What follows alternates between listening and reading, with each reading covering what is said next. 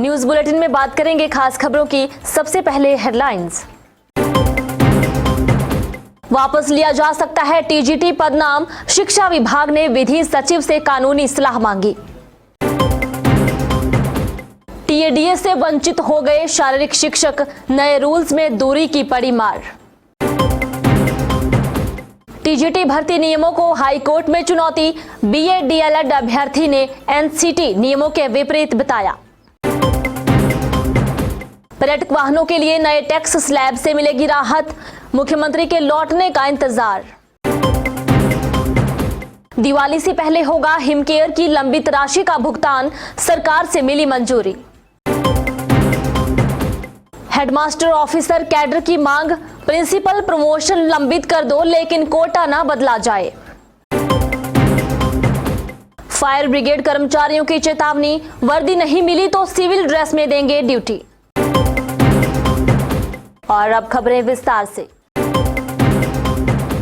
शिक्षा विभाग में पूर्व जयराम सरकार के समय लैंग्वेज टीचर और शास्त्री को दिया गया टीजीटी पदनाम वापस भी लिया जा सकता है। इन्हें तब टीजीटी हिंदी और टीजीटी संस्कृत का पदनाम दिया गया था, लेकिन इसी आधार पर कुछ शिक्षक कोर्ट गए और हाई कोर्ट से अब ऑर्डर आया है कि इन्हें बैक डेट से टीजीटी का स्केल और एरियर भी दिया जाए। शिक्षा विभाग ने अभी तक सिंगल जज के इस फैसले को चुनौती नहीं दी है और अब इस बारे में दो विकल्पों के साथ सेक्रेटरी लॉ से कानूनी सलाह मांगी गई है। देखें क्या है यह पूरा मामला। शिक्षा विभाग में पूर्व जयराम सरकार के समय में लैंग्वेज टीचर, एलटी और शास्त्री को दिया गया टीजीटी पदनाम वापस भी लिया जा सकता है। इन्हें तब टीजीटी हिंदी और टीजीटी संस्कृत का पदनाम दिया गया था, लेकिन इसी आधार पर कुछ शिक्षक कोर्ट गए और हाई कोर्ट से अब ऑर्डर आया है कि इन्हें बैक डेट से टीजीटी का स्केल और एरियर भी दिया जाए। शिक्षा विभाग ने अभी तक सिंगल जज के इस फैसले को चुनौती नहीं दी है और अब इस बारे में दो विकल्पों के साथ सेक्रेटरी लॉ से कानूनी सलाह मांगी गई है। शिक्षा विभाग ने पूछा है कि हाई कोर्ट के ऑर्डर को देखते हुए क्या इस स्टेज पर पदनाम को वापस लिया जा सकता है या नहीं और इसका कैसे पर क्या असर होगा। दूसरी सलाह इस जजमेंट को आगे अपील के जरिए चुनौती देने पर मांगी गई है। दरअसल इस मामले में पूर्व जयराम सरकार के समय जब केस कैबिनेट में गया था तो डॉक्यूमेंट में यह पता चला है कि टीजीटी पदनाम के लिए लॉबिंग इस वादे के साथ हुई थी कि ये शिक्षक स्केल और वित्तीय लाभ नहीं मांगेंगे। हिमाचल प्रदेश शारीरिक शिक्षक संघ अध्यक्ष शिमला ने प्रदेश के मुख्यमंत्री और शिक्षा मंत्री से नए संशोधित टीएडीए रूल्स की निरस्त करने की मांग की है।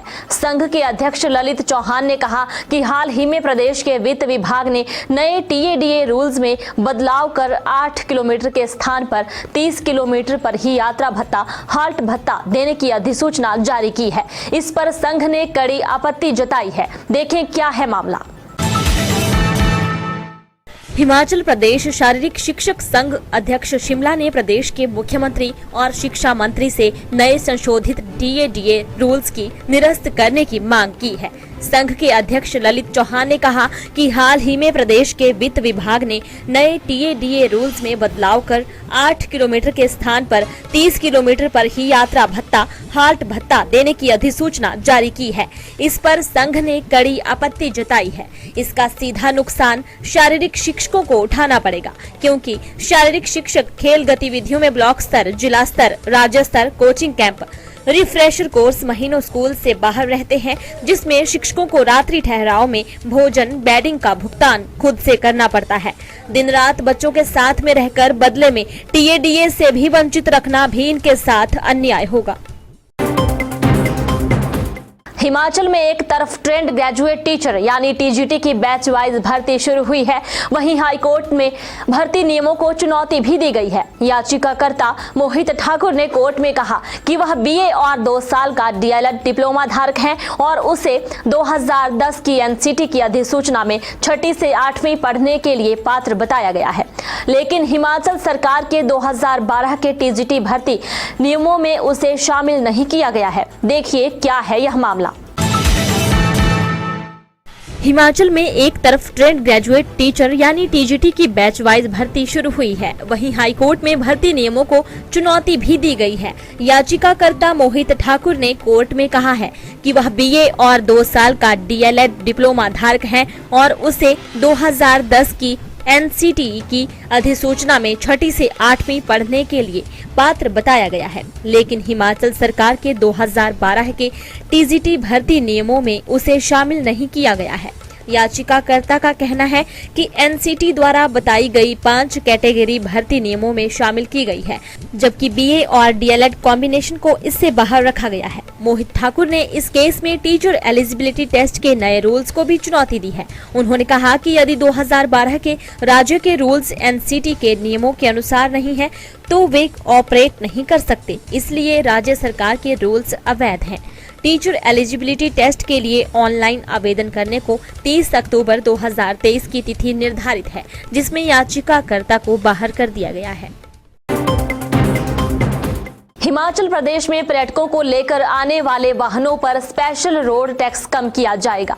मुख्यमंत्री के आदेशों के बाद परिवहन विभाग ने नया टैक्स स्लैब तैयार कर लिया है। ऐसे में अब दिल्ली से मुख्यमंत्री के लौटने का इंतजार किया जा रहा है। मुख्यमंत्री से लौटने के बाद उनकी अध्यक्षता में इस विषय पर एक बैठक होनी है। इस बैठक में टैक्स कम करने पर अंतिम निर्णय लिया जाएगा। हिमाचल प्रदेश में पर्यटकों को लेकर आने वाले वाहनों पर स्पेशल रोड टैक्स कम किया जाएगा। मुख्यमंत्री के आदेशों के बाद परिवहन विभाग ने नया टैक्स स्लैब तैयार कर लिया है। ऐसे में अब दिल्ली से मुख्यमंत्री के लौटने का इंतजार किया जा रहा है। मुख्यमंत्री से लौटने के बाद उनकी अध्यक्षता में इस विषय पर एक बैठक होनी है। इस बैठक में टैक्स कम करने पर अंतिम निर्णय लिया जाएगा। इसके बाद परिवहन विभाग की ओर से नए टैक्स स्लैब की अधिसूचना जारी कर दी जाएगी। चंडीगढ़ पंजाब के टैक्सी ऑपरेटरों और शिमला होटल एसोसिएशन ने टैक्स को वापस लेने की मांग की थी। ऑपरेटरों का कहना था कि इस टैक्स की वजह से उन्हें घाटा हो रहा है। वहीं प्रदेश में पर्यटन व्यवसाय पूरी तरह चौपट हो गया है। ऑपरेटर हिमाचल के टूर ही नहीं ले रहे हैं। जिन लोगों ने एडवांस बुकिंग करवाई थी वह भी अपनी बुकिंग रद्द करवा रहे हैं। मुख्यमंत्री सुखविंदर सिंह सुक्खू से पंजाब की ऑपरेटर मिले थे। इसके अलावा हिमाचल के होटल इंडस्ट्री से जुड़े लोगों ने भी मुलाकात की थी। मुख्यमंत्री ने आश्वासन दिया था कि सरकार जल्द ही इस पर फैसला लेगी।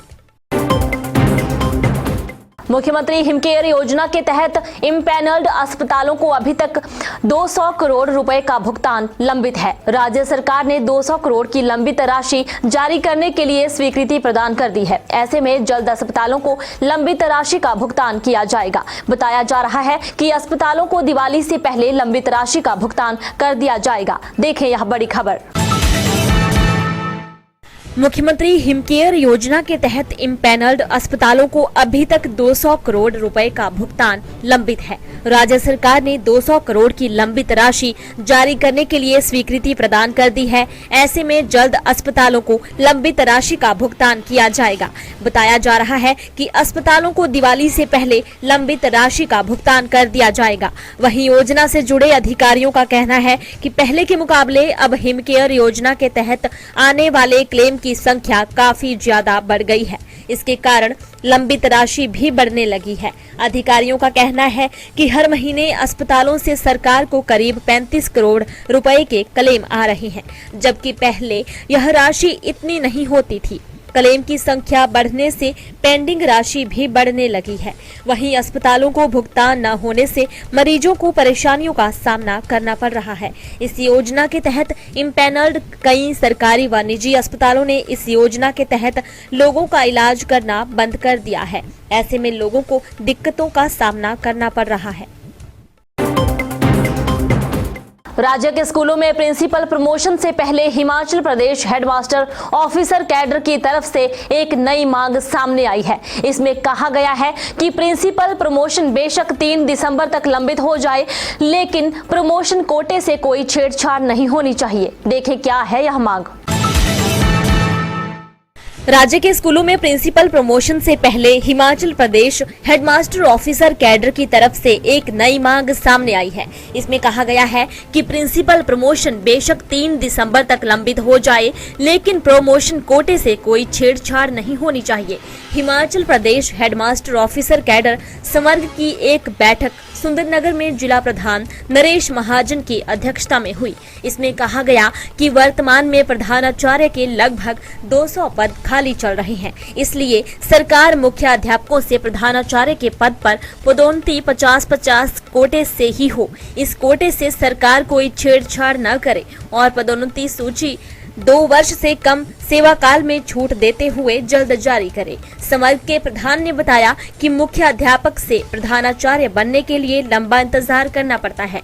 कई साथी तो बिना पदोन्नति के ही सेवानिवृत्त हो जाते हैं। पहले मुख्य अध्यापक से प्रधानाचार्य का पदोन्नति कोटा 60 था और प्रवक्ता से प्रधानाचार्य का कोटा 40 होता था। उसको भी सरकार द्वारा घटाकर 50-50 कर दिया गया। संघ ने कहा कि हिमाचल प्रदेश में 2017 से आज तक कार्य कर रहे प्रधानाचार्य प्लेसमेंट पर कार्य कर रहे हैं, इसलिए 2017 से मई 2023 तक कार्य कर रहे प्रधानाचार्य को सरकार जल्द से जल्द नियमित करे।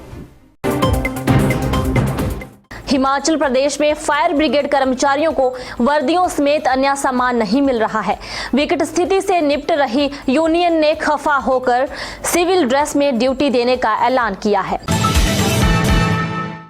हिमाचल प्रदेश में फायर ब्रिगेड कर्मचारियों को वर्दियों समेत अन्य सामान नहीं मिल रहा है। विकट स्थिति से निपट रही यूनियन ने खफा होकर सिविल ड्रेस में ड्यूटी देने का ऐलान किया। यूनियन ने कड़ा रुख अपनाते हुए कहा है कि अगर 1 माह के भीतर कर्मचारियों को वर्दियों समेत अन्य सामान नहीं दिया गया तो फायर ब्रिगेड कर्मचारी सिविल ड्रेस में ड्यूटी देने के लिए मजबूर हो जाएंगे। यूनियन के स्टेट प्रधान रविंद्र शर्मा ने कहा कि सर्दी का मौसम दस्तक दे चुका है, लेकिन सरकार द्वारा देय वर्दियां नहीं दी जा रही हैं।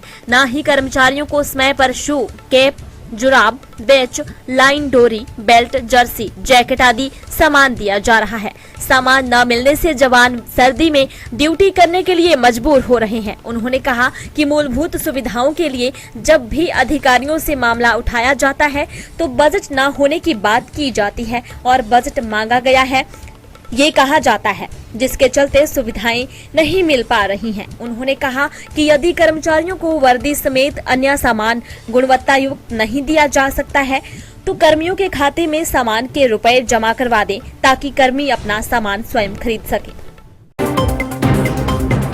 चलते चलते में कुछ और बड़ी खबरें। शेष दुनिया से कटा किन्नौर का संपर्क। नाथपा झूला में चट्टाने गिरने से NH5 अवरुद्ध, वाहनों की लगी लंबी कतार। अंतर्राष्ट्रीय दशहरा उत्सव में आधी रात अग्नि का तांडव, देवी देवताओं के टेंट जले, 4 जूतों की दुकानें भी तबाह, कार भी जली। लापता रशियन पैरा पायलट का उतराला की पहाड़ियों पर मिला शव, बीड़ बिलिंग से उड़ान भरने के बाद लापता हुआ था विदेशी।